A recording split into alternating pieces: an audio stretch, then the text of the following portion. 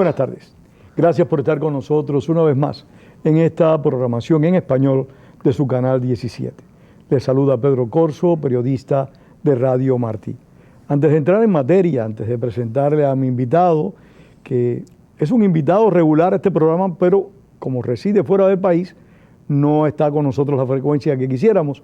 Antes de ir a él, antes de ir a mi invitado, quiero invitarles a que visiten a YouTube, el canal del Instituto de la Memoria Histórica Cubana contra el Totalitarismo en YouTube. ¿Por qué? Porque aparte de que están subidos a YouTube cientos de programas de los que hemos realizado aquí en el canal 17, en YouTube va a encontrar una guía turística para Cuba, una guía en la que le invitamos a las personas que viajen a la isla, que consideran que deben ir en uso al derecho que tenemos todos a disponer de nuestras vidas en esta sociedad libre, lo que no existe en Cuba, le invitamos a que vean esa guía, a que puedan ver lugares que los turistas, los guías turísticos cubanos no les van a llevar. Lugares que podrían considerarse prohibidos en la lista negra del totalitarismo cubano. Son lugares donde el gobierno ha cometido numerosos crímenes, lugares que recogen aspectos negros de la historia totalitaria. Visite la guía turística cubana en YouTube. Van a encontrar ahí explicaciones sobre la misma en inglés y en español. No lo deje de hacer. Va a tener una información muy interesante que le va a ayudar mucho, tanto si viaja a Cuba o como si no viaja, para conocer algunos aspectos importantes de la geografía cubana y su asociación con la historia. Ya no hay más tiempo para conversar, nos vamos con Carlos Humbizo, mi amigo hondureño que acaba de llegar de su país y que tiene muchas cosas que tratar. Carlos, gracias. Gracias a ti, Pedro, por invitarme nuevamente a tu programa, y desde que estuve aquí la última vez tienes un nuevo set y se ve muy bonito, muy cómodo, muy elegante. Sí, me gusta más que el anterior. No, el anterior no te gustaba, que te hundías en aquel sofá. Exactamente. Yo lo recuerdo. Nuestro productor, nuestro director, pues se ha preocupado por organizarnos el set de esta manera, y realmente es muy diferente al pasado. Carlos, ¿cómo está Honduras? ¿Cómo está Centroamérica? Hace mucho tiempo que no venías por aquí. Así es. Bueno, mira, las cosas no pueden cambiar tan rápidamente, ¿verdad? Yo no puedo hablar del todo de Centroamérica, puedo comentar sobre Honduras, ¿verdad? Tenemos un nuevo presidente, después del que le siguió a Amel Zelaya, que causó tantas convulsiones, tantas confrontaciones en el pueblo hondureño, y este nuevo presidente joven, pues parece que sí está animado por comenzar por el principio en este momento, que es reducir la violencia en Honduras. Tú sabes que hemos sido catalogados como el país más violento del mundo. Yo sé de paso, han asesinado muchísimos periodistas en Honduras. Así es, pero así han asesinado muchísimos taxistas, mucho más que periodistas, ¿verdad? No, evidente, sí. Pero lo que pasa es que hay menos periodistas que taxistas. Sí, bueno, pero también te voy a decir que de acuerdo... Y lamentablemente, como periodista soy sectario, sí. Y me duele la muerte de cualquier ser humano honrado, pero particularmente la de un colega. Sí, pero hay aquí una diferencia muy grande. De acuerdo con las investigaciones que se han hecho, de los 70 y pico, 80 y pico periodistas que han perdido su vida, tal vez 1 o 2 es por haber ejercido su profesión. Los otros son por circunstancias desconocidas o algunas conocidas de tipo personal, ¿verdad? Pero no en el ejercicio de su profesión.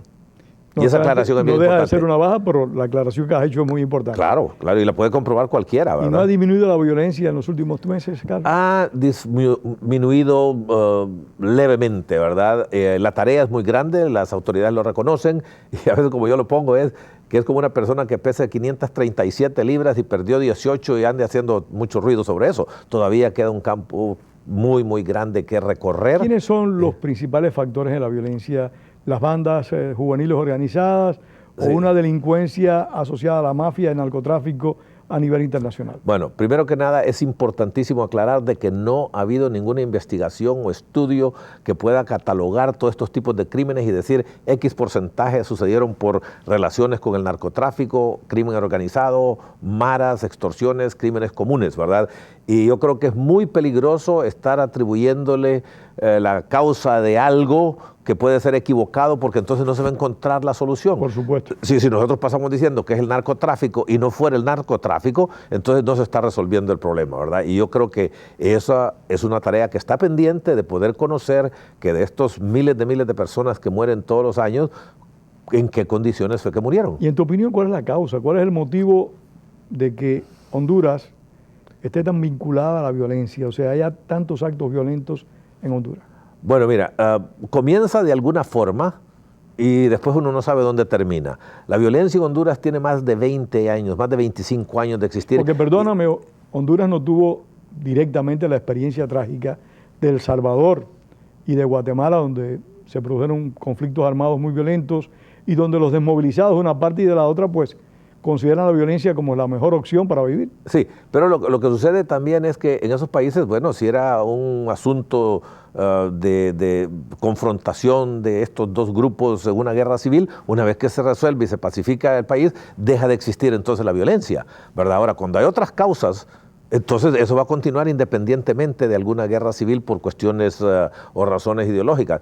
Pues definitivamente que hay mucho que ver con el narcotráfico, hay mucho que ver con el crimen organizado, mucho que ver con las pandillas, ¿verdad? Pero como te decía, de más de 25 años ha venido creciendo y hasta llega a este punto crítico que es como yo, de día en día he llegado a tener 71 años, de libre en libre todos los años, ahora peso 40 libras más de lo que pesaba yo hace 40 años y así sucesivamente.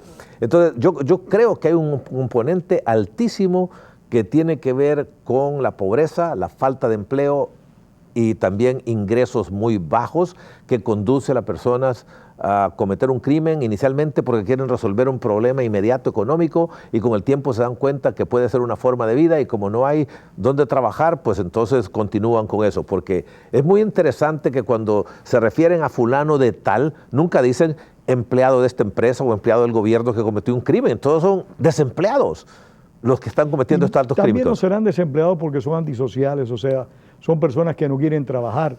Porque aquí, que no hay esa falta de desempleo, no hay ese problema tan grande de desempleo, hay muchos delincuentes que realmente lo que no quieren es trabajar y en base a eso delinquen. Sí, es una observación que han hecho muchísimos, pero fíjate, de acuerdo con las estadísticas del Instituto Nacional Estadístico de Honduras, hay aproximadamente 6.6 millones de personas en edad laboral. De esos trabajan apenas 3.6 millones. 1.6 millones son asalariados, es decir, que reciben un pago por su trabajo. 1.8 más que los asalariados, cuenta propia. Y 200,000 en el gobierno. ¿Qué quiere decir cuenta propia? Pues vendiendo periódicos, vendiendo agua en las calles, vendiendo celulares, cargadores de celulares. Inventando. Inventando como hacen allá en Cuba, chico. Y estas personas tienen ingresos, los asalariados, inferiores al salario mínimo en promedio. Y los cuenta propia inferiores a los asalariados. O sea que es una situación bastante crítica. Entonces te quedan 3 millones total y completamente que no trabajan a pesar de tener edad para trabajo. Pongamos que la mitad de esos no quieren trabajar, son haraganes, lo que tú quieras. Te queda todavía una población de 1,5 millones. Si se duplicara la creación de empleo a la actual, tomaría 10 años absorber, o 15 años, absorber a ese 1,5 millones. ¿Te puedes imaginar? A 100,000 por año. Y en esos 15 años ya volvió a crecer la población desempleada. No disminuye. O sea, no, así es. O sea que el desempleo es un problema muy crítico en todo Centroamérica y puede, y vaya, bien, tal vez irresponsable estar atribuyendo causas. Aquí estamos teorizando porque ese experimento empírico, es decir, en el campo de los hechos, no se ha llevado a cabo. Carlos, Honduras, como tú acabas de decir, tuvo un nuevo gobierno después de Porfirio Lobo, después de la defenestración de Zelaya, vino Micheletti. Ahora tiene un presidente nuevo que generó expectativas de que se iban a producir cambios en el país. ¿Ha satisfecho las expectativas de este mandatario o realmente ha sido más de lo mismo? Yo recuerdo que a ti te decepcionó mucho el gobierno de Porfirio Lobo. Totalmente, y no solo a mí, a todo el mundo, ¿verdad? Propios y extraños, como dicen, ¿verdad? El presidente que tenemos es un presidente muy activo, que está pues con toda la voluntad de resolver estos problemas y ha creado una percepción muy fuerte de que las cosas están mejorando y que podrían ir mejor, principalmente con relación a la violencia y tratar de poner un poco de orden en las finanzas públicas, tratando de incrementar la base de los contribuyentes, es decir, de los que pagan impuestos, ¿verdad? Pero otras tareas están todavía ahí pendientes, y una vez que se resuelvan, si es que se llegan a resolver estas, entonces surgen como problema no resuelto, ¿verdad? Nosotros todavía tenemos que definir y conocer todos cuál es la política fiscal, es decir, de cobro de impuestos y gasto del gobierno, cuál es la política monetaria del Banco Central de Honduras. No la conocemos. Recientemente el Banco Central de Honduras emitió su informe que le llaman Programa Monetario del 2015-2016 y ellos están anticipando un crecimiento de 3,5% para este año, 3,5% para el próximo año, que es lo que se ha venido teniendo todo el tiempo. Y si así es, y si la población cree 2%, Pedro, quiere decir que un punto porcentual es el que queda para mejorar. Y a ese ritmo...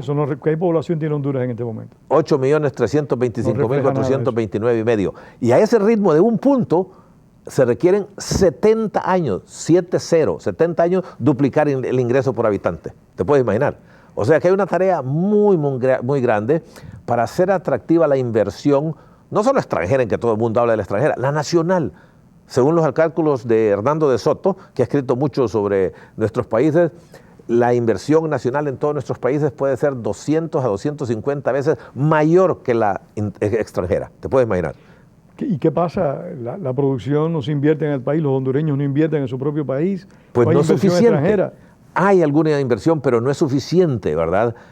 Se requiere de mucho más inversión, y para que haya mucho más inversión, las condiciones, el ambiente tiene que ser más atractivo y propicio para ello. Si no, solo los mismos que han invertido continúan invirtiendo, porque ya tienen demasiados intereses creados, tienen las relaciones con el gobierno y con otras instituciones que les da un impulso mayor. Pero si tú eres una persona contemplando ahorita que podría llegar a invertir, y cuando ves todo el panorama dices, no, este ambiente no me permite a mí ser inversionista, entonces o no invierte o el poco dinero que pueda tener lo saca del país. Lo saca del país. Que es lo peor que podría ocurrirle a un país, por supuesto. Y le ha ocurrido a todos nuestros países de Latinoamérica. Y fíjate una cuestión, si las condiciones, o pongámoslo de otra forma, ¿por qué no regresa el dinero a Honduras? Que dicen que hay miles de millones de dólares de hondureños, ¿verdad? Eso es lo que dicen, yo no lo he podido constatar desde luego, ¿verdad? Pero es lo que reportan tanto revistas y periódicos de Estados Unidos como locales, que hay miles de millones. ¿Por qué no regresa el dinero a Honduras?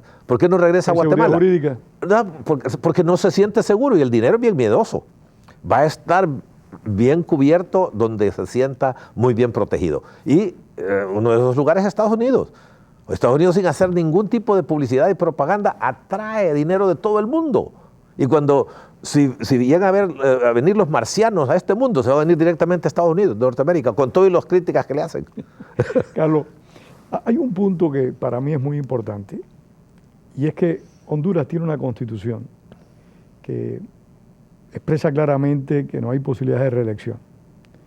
El hecho de querer cambiar ese estado de cosas llevó a la defenestración de Zelaya, llevó a que Micheletti asumiera una posición muy viril, muy enérgica, que muchos países no entendieron y muchos dirigentes políticos entendieron menos, pero que en la opinión de algún que otro analista, entre ellos yo, consideramos que su posición fue la adecuada y la correcta. El tema es que ahora en Honduras se está debatiendo cambiar ese aspecto de la Constitución y permitir la reelección inmediata. Lo que está a debate en este momento es si la reelección va a ser inmediata o va a ser alterna con otro periodo presidencial. ¿Cómo tú crees que reaccione la población hondureña, la clase política hondureña, a una decisión de la Corte Suprema de Justicia sobre este tema? Bueno, no conozco ese fallo y me interesará conocerlo inmediatamente saliendo de aquí. Voy a ver cómo lo consigo, ¿verdad? Uno se preguntaría, cualquier persona, que cómo una disposición constitucional puede ser inconstitucional. Eso es de sentido común, ¿verdad? Designada por el propio Tribunal Supremo de Justicia, que se supone la interpreta. Pero es que no, la Corte Suprema de Justicia no tiene esa facultad de interpretar la Constitución. Tiene la facultad de interpretar leyes secundarias con relación a la Constitución, si la violan o no. Y eso es correcto, porque entonces no necesitaríamos ninguna constituyente nunca. La Corte Suprema solo puede pronunciarse, repito, sobre leyes secundarias. La primaria es la Constitución. Pero la interpreta, no es que se pronuncie. No puede tampoco es que la interpreta, sí. La interpretación, pero cuando hay una disposición clara, no es de interpretación. Es cuestión que, como le preguntaron a Sam Ervin durante las audiencias de Watergate, le pregunta a uno de las personas que estaba ahí dando testimonio, señor senador, ¿y cómo sabe usted que eso es cierto? Y le dice él, porque leo y entiendo el idioma inglés. Entonces, si tú lees una disposición que está expresa ahí, no da lugar a interpretación. Pero no se puede considerar, me obligas a pensar en una expresión del dictador cubano Fidel Castro hace muchos años atrás, que dijo que el pueblo cubano había votado en el 59. O sea, no se puede considerar que esa constitución que fue aprobada en 1982, en ese aspecto donde se insiste de que no hay posibilidades de una reelección, deba ser enmendado, deba ser considerado. Eso no entra a discusión, o sea, eso es inamovible, Carlos. Así es, le llamamos artículos pétreos y en otros idiomas le llaman artículos eternos. Yo creo que no es lógico pensar que una disposición constitucional, excepto la que tiene que ver con el territorio posiblemente, ¿verdad? Su extensión, porque no está en venta ni alquilar ni cosas por el estilo, no puede ser hasta el fin del mundo cuando ya no se vaya a necesitar. Lo que necesitamos es un mecanismo que nos permita poder modificar ese artículo pétreo, pero la Constitución es tan cerrada que dice que quien promueva cambios en los pétreos no solamente queda deshabilitado, que si está en funciones... Bueno, pues sí, por eso es que Mel Zelaya fue removido, ¿verdad? Entonces, habría que ver cómo podría ser un proceso que nos lleve a eso. Para mí no tiene sentido que existan artículos pétreos, como te digo, aparte del territorio. ¿Cómo es eso? Como no tenía sentido lo que alegaba Mel Zelaya en aquel tiempo de que una constituyente era todopoderosa. Te podía cambiar el nombre, le podía poner 25 horas al día, todopoderosa, sin ningún límite. Eso también chocaba, pues. Por supuesto, son los extremos. Así es. Así que va a ser interesante ver no solo ese fallo, sino que también la reacción que va a haber de la oposición. Porque la oposición, desde luego, no se va a quedar de brazos cruzados. Y cuando digo oposición, no me refiero a personas comunes y corrientes que pueden estar en desacuerdo con la reelección, sino que la oposición oficial de los partidos legalmente inscritos, porque pueden sentir en desventaja, ¿verdad? ¿Liberales y nacionales están de acuerdo en los artículos pétreos o liberales y nacionales también discrepan al respecto? Solo hay 7 artículos pétreos, ¿verdad? Entre ellos el territorio, tal vez el nombre del país, no recuerdo exactamente, pero uno de ellos es el periodo presidencial, que es de 4 años, y la reelección, ¿verdad? Y desde luego, cada presidente que ha llegado ha querido reelegirse, ¿verdad? Y quiere imitar a sus compañeros del ALBA, ¿verdad? A conseguir las reelecciones. Así que lo que está en cuestión aquí, creo yo, y que debe ser motivo de reflexión y debate es cómo podemos llegar a reformarlos, ¿verdad? Lejos de una interpretación de la Corte Suprema de Justicia casi religiosa, podría que no decirse. está facultada para ellos, porque te voy a decir, yo puedo ver algunos problemas que puedan venir también, porque los militares están excluidos de poder participar en cargos de elección popular. Los sacerdotes también están excluidos, todos estos pastores y qué sé yo, ¿verdad? Entonces ellos pueden alegar lo mismo, de que esa excepción constitucional es inconstitucional porque hay un artículo anterior, o no anterior, sino que establece cuáles son los derechos del ciudadano, que es elegir y ser electo, que ha sido un argumento que yo he tenido en contra de la forma en que actualmente se seleccionan y eligen los diputados, los alcaldes, regidores, etcétera, etcétera. Carlos, antes de abordar un tema muy importante, porque el tiempo se nos está acabando, quisiera hacerte la pregunta siguiente. Estados Unidos, particularmente el presidente Biden, ha ido a Centroamérica, se ha conversado con diferentes gobiernos de Centroamérica, incluido el de Honduras, para resolver el problema migratorio, para tratar de disminuir la inmigración ilegal, para tratar de aliviar las condiciones de vida en los países centroamericanos y, te repito, particularmente en Honduras. El presidente hondureño visitó recientemente Estados Unidos y habló de las posibilidades de ayuda de este país a Honduras.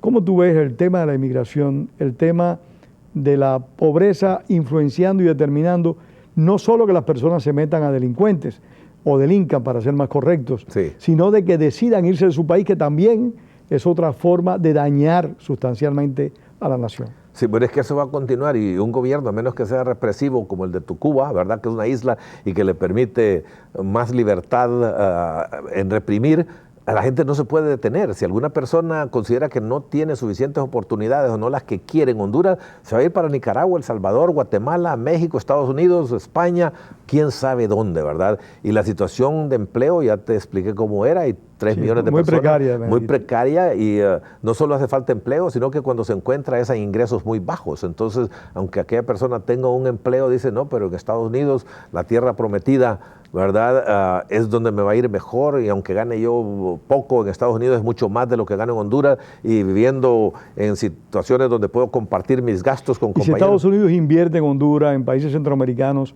para evitar de que esa inmigración se incremente, que ocurra todo lo contrario, disminuya, ¿tú crees que eso cambie? Sí, lo que pasa es que tenemos que definir invierte. ¿En qué va a invertir los Estados Unidos? Quienes invierten son personas individuales, empresas que quieren irse a establecer en Honduras. El gobierno de los Estados Unidos puede dar ayuda y facilidades, algo por el estilo, pero con que tú le ayudes a un pobre no lo has sacado de la pobreza, simplemente lo estás haciendo que pueda seguir subsistiendo, ¿verdad? Como decía Lin Yutang, no me enseñes... No me des pescado, enséñame a pescar. Así es. Bueno, entonces en Honduras pues tendríamos que comenzar por preparar a las personas académicamente, técnicamente, artesanalmente para que puedan ser personas valiosas porque hacen algo que les satisface y valiosas porque otros quieren utilizar sus servicios o los bienes que están produciendo, ¿verdad? Y eso no se ha dado. Es una tarea muy larga en las condiciones que está. Sí, demanda mucho esfuerzo, mucho sacrificio, mucha dedicación. Y mucha visión. Y mucha líderes creatividad. Políticos realmente con visión y capacidad de trabajo. Que no los hemos tenido, ¿verdad? Lo hemos tenido esos jefes de grupos, ¿verdad? Que eventualmente prevalecen y dirigen. Nuestro continente se caracteriza por tener políticos ineptos en un número muy importante, pero también en tener políticos corruptos. Lamentablemente. Ese es un problema grande que tenemos. Y casi toda Latinoamérica está en las mismas condiciones. Sí, señor. Es una pena, pero es una realidad. Carlos, me dijo nuestro común amigo Alexis Ortiz que habías estado en Cuba. Hace muy pocos días estuviste en la isla. Hace un par de semanas. Este programa no es tratar el tema de Cuba, pero es la visión, para que mi hermano José Antonio Albertini lo comprenda, es la visión de un hondureño de la Cuba que vio, de la Cuba que visitó recientemente, hace menos de un mes. Pues mira, fue una segunda experiencia así triste y un poquito deprimente. Yo había estado en Cuba 13 años atrás y encontré que había empeorado. Físicamente no digamos. ¿Está peor ahora que hace 13 años atrás? En mi apreciación sí, ¿verdad? Porque se ha deteriorado todo el aspecto físico de la ciudad. Tú sabes que ahí no han reparado casas, negocios, tuberías, etcétera, etcétera, toda la infraestructura en 50 y pico de años, ¿verdad? Y no es posible pues de que no se vaya a deteriorar a través del tiempo. Pero por otra parte también encontré que la gente no tiene tanto entusiasmo, ¿verdad? Y no llegué con ninguna preconcepción. No fuiste con agenda ninguna. Ninguna, y fui específicamente a conocer a la gente, cómo pensaba, qué hacía, etcétera, etcétera. Y han entrado en algo que tú mencionaste en una de tus columnas y que te felicité en su momento, en cierta apatía, cierta desesperanza. Bueno, quisiéramos algo mejor y algún día las cosas van a cambiar, ¿verdad? Les pregunto yo, ¿y ustedes quieren a Castro? ¿Les cae bien Castro? Dice, chico, nosotros no pensamos en él. Él no nos va a resolver ningún problema. Y nosotros tenemos que resolverlo, ¿verdad? Así que cuando él habla con todos estos discursos incendiarios, ¿cómo reaccionan ustedes? Y le pregunté a más de una persona, y no soy el taxista como sale tradicionalmente, ¿verdad? Hablando con su pasajero. Dice, entra por un oído, sale por otro. Eso no es para nosotros, dice, eso es para ustedes allá en Latinoamérica que escuchan. Pero ellos ahí, nada. Y si tú ves el periódico Granma, 14, 16 paginitas apenas, ¿verdad? Ahí no sale Raúl Castro ni Fidel Castro diciendo muchas cosas, de vez en cuando tal vez lo sacan, pero de ahí no. Así es que esa tarea para donde puede llegar Cuba está inédita y va a ser muy grande, ¿verdad? ¿Tú crees que el pueblo está decepcionado con su gobierno? Bueno, sí, muchos de ellos me dijeron, mira, nosotros solo esto conocemos, ¿verdad? Porque nosotros ya se murieron, que se fueron. Años. Solo, y aquí han estado, ellos saben de que puede haber una vida mejor. ¿Por qué? Porque pues algún programa de televisión, alguna película por aquí y allá, turistas que llegan con cámaras, bien vestidos, etcétera, etcétera, ¿verdad? Allá pues la gente anda muy mal vestida, ¿verdad? Parece que hay mucha gente ociosa. Alcanzaron lo que quería, la igualdad entre todo el mundo, porque todo el mundo gana 300 pesos, chicos, que son como $12. Y entonces les pregunto yo, ¿y cómo le hacen? Y dice, el invento, chico, el invento, ¿verdad? ¿Y qué inventan? Chico, no preguntes más, te va a estallar la cabeza, ni nosotros sabemos cómo, dice. Pero subsisten, y a los que tienen la vida mucho más difícil son los mayores jubilados que tienen que vivir de la solidaridad de sus vecinos, porque los jóvenes menos de 50 años, digamos, ellos se la inventan de alguna forma todos los días. Hay una gran cantidad de jóvenes que han tomado como punto de referencia para salir de la isla tu país. Sí, correcto. El número de cubanos que está pasando por Honduras con el objetivo final de llegar a Estados Unidos es muy grande. Así es. Y algún día las cosas van a cambiar, creo que va a ser una tarea larguísima, ¿verdad? De muchísimo tiempo, porque hay tanto destruido. Inicialmente, pues va a aparecer auge cuando lleguen las nuevas compañías de construcción que tienen que demoler todo lo que existe ahí. Tal vez van a guardar las fachadas porque son bonitas y majestuosas, muchos de ellos, pero lo que está dentro es total y completamente podrido, ¿verdad? Que no funciona, el agua sale por todos lados, las calles en mal estado. Es una situación muy triste y se puede ver que fue Habana, pues una ciudad majestuosa. Fui a Pinar del Río también, y un poquitito mejor que La Habana en su condición física. Fui a Varadero, que es un destino turístico, pero quiero decirte, esta es una cosa medio cómica. Me pasé una semana buscando un peine, ¿verdad? Y no lo encontraba en ningún lado, ni supermercado, ni farmacia, ni tienda, ni cosa por el estilo. Busqué unas pastillas para la garganta. No, chicos, eso no hay aquí. Y esa es la potencia médica. Y no, sí, así es correcto. Es una farsa, ¿verdad?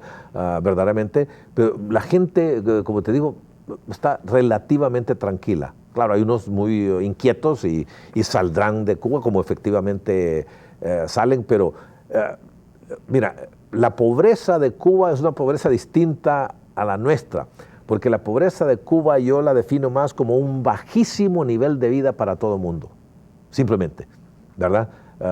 Llegas a bicicleta. La miseria generalizada, se pudiera decir. Sí, ¿verdad? Le pregunto, chico, ¿y cómo es cierto eso de que nadie se acuesta sin comer aquí? No, es pura propaganda, chico. Aquí hay mucha gente que sí sufre, ¿verdad? Yo tomé más de 1500 fotografías, ¿verdad? Con un poquito de temor por respeto a la gente, porque la gente no quiere ser objeto de fotografías, creo yo, ¿verdad? No le voy a pedir permiso, pero estuve tomando todo lo que yo pude y verdaderamente que es una situación bastante triste, Pedro. Y te repito, no llegué con una preconcepción y más bien voy a decir esto. No es que en el caso de Honduras, Centroamérica y los países que nos consideramos libres estemos mucho mejor que Cuba, pero no es tampoco que Cuba con su modelo sea la respuesta para nosotros. Yo creo que el fracaso de Cuba y el fracaso del mundo comunista es que esa no es la solución. Hay que buscar otra todavía. Los que somos demócratas creemos que es la democracia como punto de partido, libertad individual, soberanía popular, respeto a los derechos humanos, etcétera, etcétera, pero también sabemos que no es suficiente. Y te lo voy a poner de esta manera. Que me estoy Muy breve, nos quedan 30 segundos. Ok, bueno, que en Honduras pareciera de que tenemos estas grandes libertades, pero no es cierto, ¿verdad? Y en Cuba no tienen esas libertades y no se las pueden tomar, de manera que las nuestras se ven como un gran logro.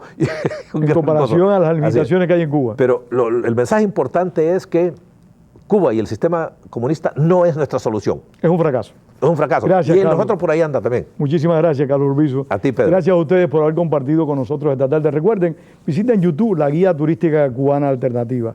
Los esperamos allí. Igualmente lo esperamos la semana entrante en su canal 17, perdón. Y como decía el apóstol José Martí, la palabra es para decir la verdad, no para encubrirla. Gracias, Carlos. Gracias a ti, ustedes. Pedro.